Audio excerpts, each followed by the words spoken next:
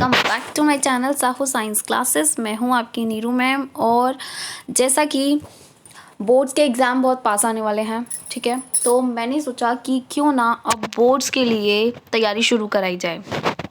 I know काफ़ी time से videos नहीं डाल पा रही हूँ, बट अब मैंने सोचा है अब मैं कॉन्टीन्यूसली वीडियो डालूँगी और साथ में आपकी तैयारी भी कराऊँगी, आपके बोर्ड्स की तैयारी कराऊँगी। आई नो आप लोग बोर्ड्स को लेकर काफ़ी परेशान हैं, पर परेशान होने की ज़रूरत नहीं है। अब हम कॉन्टीन्यूसली वीडियोस से पढ़ते रहेंगे, मैं कॉन्टीन्यूसली वीडियोस बनाती रहूँगी आपके लिए, और आप इन वीडियोस के थ्रू अपने बोर्ड्स की तैयारी कर सकते हैं, अपनी केमिस्ट्री की तैयारी कर सकते हैं।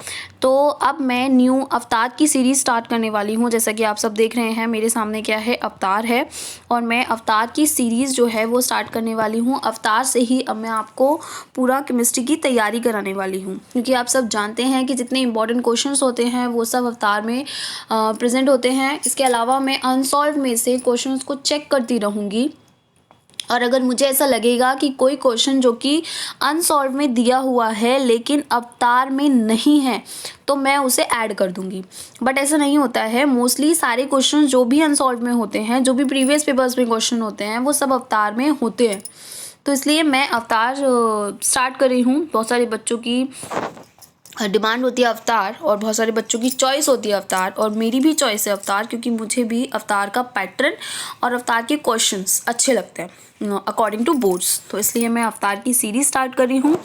आई होप आप सबको ये सीरीज़ पसंद आएंगी, एंड प्लस आप सब इन सीरीज़ को अप्रिशिएट करेंगे, अपने फ्रेंड के साथ शेयर करेंगे, ताकि ज़्यादा से ज़्यादा लोग जुड़े और ज़्यादा से ज़्यादा लोग पढ़ें। तो आज जो हम इस अवतार की सीरीज़ में स्टार्ट करने वाले हैं वो हम सिर्फ कोर्स को डिस्कस करने वाले हैं। आज से हम सिलेबस स्टार्ट नहीं कर रहे हैं, सिलेबस हम नेक्स्ट वीडियो से स्टार्ट करेंगे। तो आज हम जो करने वाले हैं वो करने वाले हैं हम कोर्स को डिस्कस, ठीक है। तो स्टार्ट करते हैं। सबसे पहली चीज़ हम ये डिस्कस कर लेते हैं कि कौन सा चैप्टर कितने नंबर का आता है, कितने मार्क्स का आता है। ये सबसे ज़्यादा इंपॉर्टेंट होता है पता करना कि कौन सा चैप्टर जो है वो कितने मार्क्स का आता है।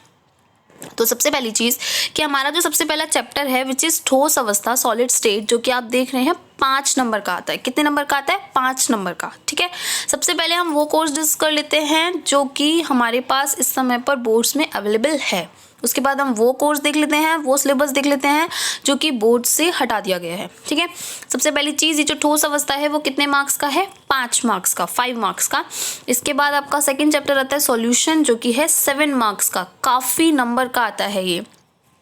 प्लस ये ज़्यादा मार्क्स का इसलिए भी है क्योंकि इसमें से न्यूमेरिकल आ जाते हैं, इसलिए ये ज़्यादा मार्क्स लेता है, ठीक है।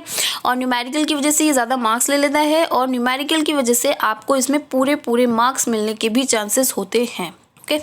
इसके बाद आता है आपका विद्युत रसायन, इलेक्ट्रोकेमिस्ट्री, ये भी 5 मार्क्स का है। रासायनिक बलगतिकी, केमिकल काइनेटिक्स, ये भी 5 मार्क्स का है।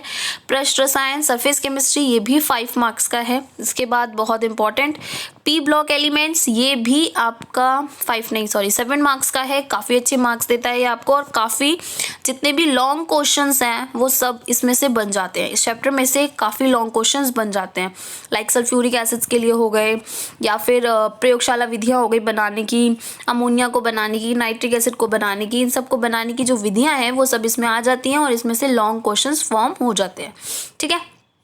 इसके बाद आगे जो हमारा नेक्स्ट चैप्टर है वो है आपका डी और एफ ब्लॉक एलिमेंट्स, इसी में से 4 नंबर का दे रखा है। इसके बाद कोऑर्डिनेशन कंपाउंड्स हैं, ये 6 मार्क्स का दे रखा है। बहुत अच्छा चैप्टर है, बहुत अच्छे क्वेश्चंस लेके आता है। प्लस आयु पैक भी आ जाता है इसके अंदर से, ठीक है, आयुपेसी नेमिंग भी आ जाती है इसके अंदर से। इसके बाद आता है आपका haloalkanes and haloarenes, और यहाँ तक आपकी एक बुक भी रैप अप हो जाती है, यहाँ तक आपकी एक बुक फिनिश हो जाती है, ठीक है। पार्ट 1 आपका यहाँ तक खत्म हो जाता है। पार्ट 2 से आपका ये स्टार्ट होता है, जिसमें आपका haloalkanes and haloarenes है, ये 5 मार्क्स का है। इसके बाद आपका अल्कोहल, फिनॉल एंड ईथर है, ये भी 5 मार्क्स का है, ये ईथर है। इसके बाद आपका aldehyde, ketone and carboxylic acid, बहुत इंपॉर्टेंट है। रिएक्शन वाइज ये चैप्टर बहुत ज़्यादा इंपॉर्टेंट है, नेमिंग रिएक्शन वाइज ये चैप्टर बहुत ज़्यादा इंपॉर्टेंट है, और ये आपका 6 मार्क्स का है। इसके बाद आता है नाइट्रोजन युक्त कार्बनिक यौगिक या नाइट्रोजन कंटेनिंग कार्बनिक ऑर्गेनिक कंपाउंड्स, ये आपका 4 मार्क्स का है। एंड देन आपका बायोमोलिक्यूल्स चैप्टर लास्ट है, जो कि आपका 6 मार्क्स का है। तो इस तरीके से ये कोर्स का डिवाइडेशन मार्क्स के थ्रू कर दिया गया है। आई होप आपने ये सब देख लिया। आप इसके स्क्रीनशॉट ले सकते हैं ताकि आपको आइडिया हो हमें किस चैप्टर में से किस हिसाब से प्रिपरेशन करनी है, ठीक है। इसके बाद हम आते हैं उस पर जो कि आपके कोर्स में से हटा दिए गए टॉपिक्स हैं, ठीक है। बहुत सारे बच्चों को पता ही नहीं है कि कोर्स में से टॉपिक्स जो हटे हैं वो क्या है। मतलब ये पता है कि कोर्स में से टॉपिक्स हटे हैं, पर कौन से टॉपिक्स हटे हैं ये हमें नहीं पता, हम उस पर फोकस नहीं करते, जबकि वो करना बहुत ज़रूरी है। तो ये सारे वो हैं जो कि आपके में से हटा दिए गए हैं। आपके ठोस अवस्था में से आपका ये विद्युत और चुंबकीय गुण हटा दिया गया है। धातुओं का बैंड सिद्धांत हटा दिया गया है। चालक, अर्धचालक, कुचालक और एनपी टाइप के जो आपके सेमीकंडक्टर्स थे वो हटा दिए गए, जो कि बहुत अच्छी थ्योरी थी और बहुत बड़ी भी थी, हटा दी गई है। इसके बाद आपका ये असामान्य आणविक भार और वॉन्ट ऑफ गुणांक भी सॉल्यूशन में से हटा दिया गया है। इसके बाद आपका इलेक्ट्रोकेमिस्ट्री में से काफ़ी चीज़ें हटा दी गई हैं जो कि काफ़ी बड़ी बड़ी थी, वो सारे हटा दिए गए हैं। लाइक ये आपका विद्युत अपघटन के जो नियम थे वो हटा दिए गए हैं। शुष्क सेल, विद्युत अपघटनी सेल, गैल्वेनिक सेल बहुत इंपॉर्टेंट थी और बहुत बड़ी भी थी, ये सब हटा दिए गए हैं, ठीक है। इसके बाद आप देख सकते हैं कि आपके रासायनिक बलगतिकी में से भी आपका ये जो संगठन का या टक्कर का सिद्धांत कहते थे इसे, ये सब हटा दिए गए हैं, ठीक है। और साथ में सक्रियण ऊर्जा और आर्हीनीय समीकरण भी हटा दिया गया है। पृष्ठ रसायन में से आपका उत्प्रेरक, समांगी, विषमांगी, सक्रियता, चयनात्मकता, एंजाइम्स, उत्प्रेरण, पायस और पायस के प्रकार, ये भी हटा दिए गए हैं। इसके बाद तत्वों के निष्कर्षण, ये पूरा चैप्टर ही हटा दिया गया है एक्चुअली, ठीक है। इसमें से कुछ टॉपिक्स नहीं, ये पूरा चैप्टर ही हटा दिया गया है आपके कोर्स में से। इसके बाद पी ब्लॉक एलिमेंट्स में से इन्होंने नाइट्रोजन के ऑक्साइड हटा दिए हैं, केवल संरचना हटा दी है। इसके बाद फॉस्फोरस के अपर रूप थे वो भी हटा दिए गए हैं। फॉस्फोरस के यौगिक थे लाइक फॉस्फीन था वो हटा दिया गया। PCl5 और PCl3 ये भी हटा दिया गया। प्लस इसके ऑक्सोअम्स वगैरह भी हटा दिए गए हैं और सल्फ्यूरिक एसिड का औद्योगिक उत्पादन भी हटा दिया गया है। देन DF ब्लॉक में से आप देख सकते हैं पोटेशियम डाइक्रोमेट और पोटेशियम परमैंगनेट दोनों हटा दिए गए हैं। और इसके साथ में ये जो आपका एक्टिनाइट्स और आपके एक्टिनाइट्स इसके अंदर से और लेंथेनाइट्स ये सब हटा दिए गए हैं। एक्टिनाइट्स हटा दिए गए हैं और लेंथेनाइट्स का जिससे जो इसकी तुलना थी वो भी हटा दी गई है। इसके बाद आपके उपसर्ग संयोजन यौगिकों में से संरचना और त्रिविम समावयवता हटा दी गई है, ठीक है। समावयवता काफ़ी टाइम की है पर यही हटा दी गई है, सिर्फ 2। इसके बाद धातुओं का निष्कर्षण हटाया गया है। गुणात्मक विश्लेषण और जैविक निकायों में अपसर्ग संयोजन यौगिकों का महत्व, ये भी हटाया गया है। हेलोएल्केन्स, हेलोआइडीन्स में से ये आपके डाइक्लोरो, ट्राइक्लोरो और टेट्राक्लोरो, आइडोफॉर्म, फ्रियोन, DDT ये सब आपके हटा दिए गए हैं। अल्कोहल, फिनॉल, ईथर में से मेथेनॉल और एथेनॉल के यूजेस हटाए हैं सिर्फ। मेथेनॉल, एथेनॉल अभी भी है, सिर्फ यूजेस हटा दिए गए हैं। नाइट्रोजन कंटेनिंग कंपाउंड्स, इसके अलावा आपने एक चीज़ और नोटिस करी कि जो कार्बोक्सिलिक एसिड है उस चैप्टर में से कुछ भी नहीं हटाया गया है। वो चैप्टर पूरा का पूरा आपको पढ़ना है क्योंकि वो चैप्टर रिएक्शंस वाइज बहुत ज़्यादा इंपॉर्टेंट है, ठीक है।